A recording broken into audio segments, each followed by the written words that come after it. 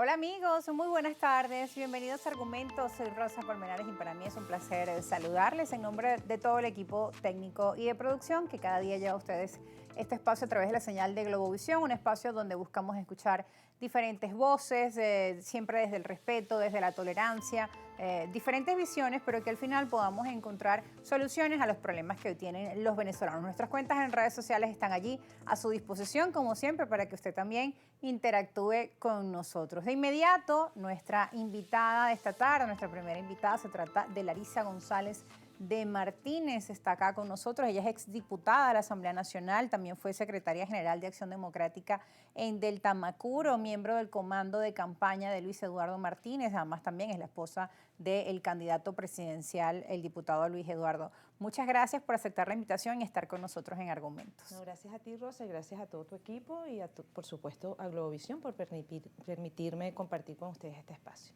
Además, también en la gobernación de Monagas estuviste muy de cerca con los planes sociales, con los proyectos sociales. Y hoy la población venezolana justamente lo que quiere son soluciones, proyectos, propuestas para solventar muchos problemas con el tema de la educación. Por ejemplo, está terminando un año escolar acá en nuestro país y bueno, con grandes dificultades, algunas escuelas dando clases dos veces a la semana, una situación difícil y ahora también mucha preocupación de los padres que han cambiado a colegios privados por el tema de los aumentos, pero que lamentablemente no hay un aumento en los salarios, pero todo sigue aumentando, ¿no? Son parte de esas preocupaciones y que la gente también quiere escuchar, oye, ¿cuáles son las propuestas en este sentido? ¿Cuáles son esos planes? Sí, es una cadena de cosas. Tú lo acabas de decir, bueno, 33 años de casada con Luis Eduardo Martínez, candidato presidencial, pero fue gobernador del estado de Monagas y en esa época me correspondió ser la primera dama y gerenciar los programas sociales que en aquel momento existían. Y digo aquel momento porque lamentablemente hoy, cuanto más falta hacen, los programas sociales no existen, los programas sociales no llegan a aquellas madres, a aquellas comunidades donde son tan necesarios como lo acabas de decir. Nosotros gerenciamos, por ejemplo, en el estado de Monagas, 936 hogares de cuidado diario que permitían a las madres dejar a sus niños mientras podían trabajar. Teníamos hogares de cuidado diario, teníamos multihogares, teníamos preescolares adscritos a la Fundación del Niño, donde se atendían los niños de manera integral. Además de eso, teníamos una casa del niño trabajador, innumerables programas sociales que actualmente tanta falta hacen. En el gobierno de Luis Eduardo también había ollas populares y otro tipo de programas de atención a los niños, a los ancianos, que hoy más que nunca nuestra sociedad reclama. Y reclama porque el Estado tiene una deuda muy grande con aquellas personas más desposeídas, con aquellas personas que no pueden, con el salario miserable que reciben, poder acceder ni siquiera a lo básico. Es por eso que nosotros, no solamente desde Acción Democrática, que es el único partido en el que hemos militado, sino desde el punto de vista como madres, como mujeres, desde el punto de vista de la sensibilidad social, estamos empeñados en que los programas sociales se mantengan y sea una de las banderas de un gobierno de Luis Eduardo Martínez. Bueno, desde el comando de campaña de Luis Eduardo han propuesto que se dé un cambio en paz, que quieren un cambio en paz para nuestro país y que pueda dar soluciones a esos problemas, pero eso también pasa por captar votos. Ustedes han dicho que el tema de la paz es fundamental, ¿no? Hemos tenido un país con mucho tiempo en confrontamiento, en polarización y finalmente ese tema nos ha traído problemas a todos, ¿no? Como han sido las sanciones y no solo ellas, porque también que no han sido las culpables, pero sí han agravado la situación económica, pero tantos problemas que la confrontación nos ha traído. ¿Cómo hacer para erradicarla, para avanzar?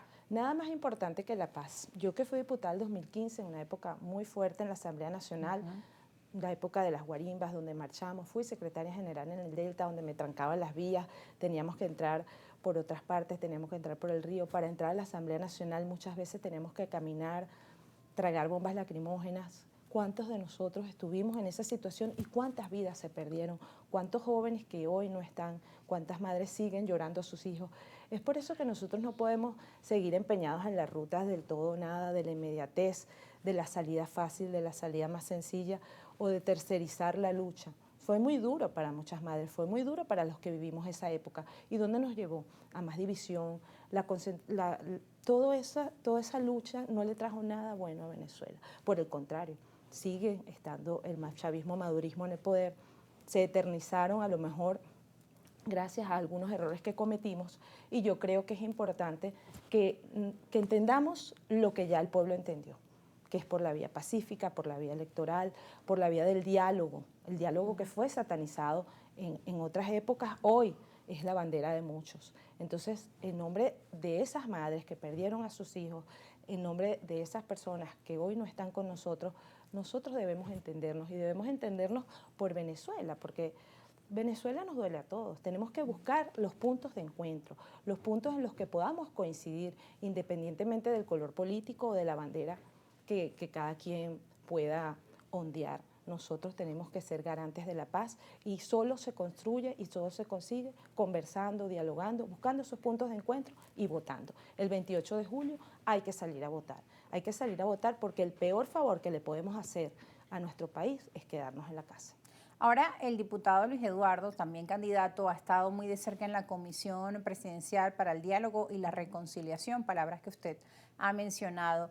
¿Cómo cree que este proceso de diálogo y reconciliación, donde forma parte el diputado, parte de esa comisión, ha podido avanzar o qué resultados tangibles hemos podido ver producto de ese diálogo?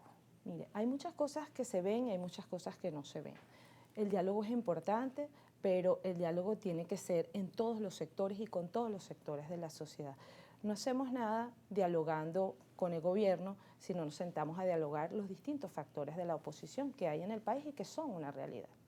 No hacemos nada dialogando con el gobierno de noche cuando podemos hacer las cosas a plena luz del día.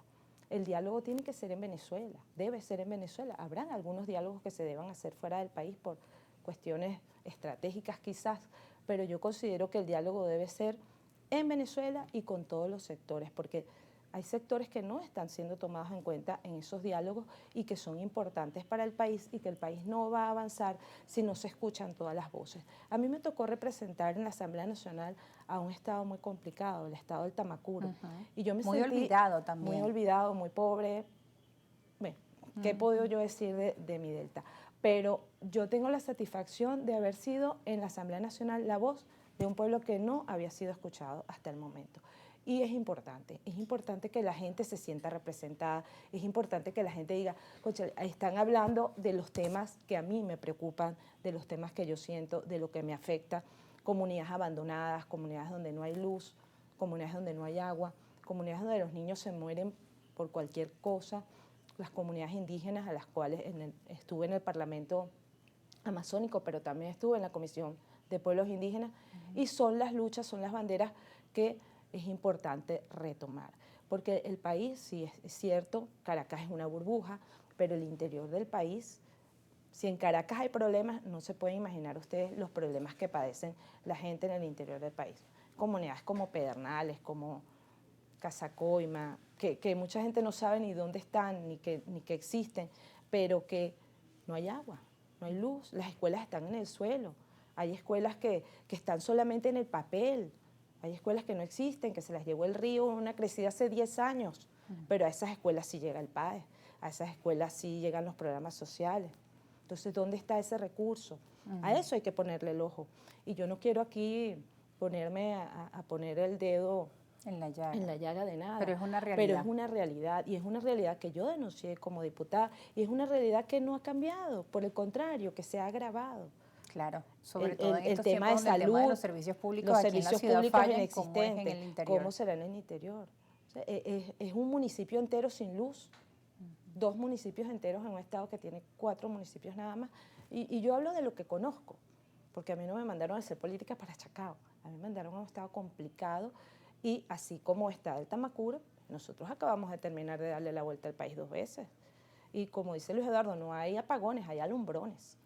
Hay ciudades enteras que pasan horas sin luz, los maestros mal pagados, los policías mal pagados, los maestros mal pagados, los empleados públicos mal pagados. Entonces, eso es una realidad, esa es una realidad con la que nos enfrentamos todos los días. ¿Y qué se proponen para este problema? Bueno, el candidato presidencial se propone el milagro económico, se propone una reactivación importante de la economía, pero todo eso pasa porque la gente tenga un salario digno, porque todo tu equipo acá, si viene a trabajar con más ánimo, con más ganas, si tiene un salario que se corresponda con lo que establece la Constitución, porque además la Constitución establece la obligatoriedad del Estado de que todos los venezolanos tengan un salario que garantice una existencia digna, ajustado a lo que representa la canasta. Y eso está muy lejos de ser realidad en un Estado como este.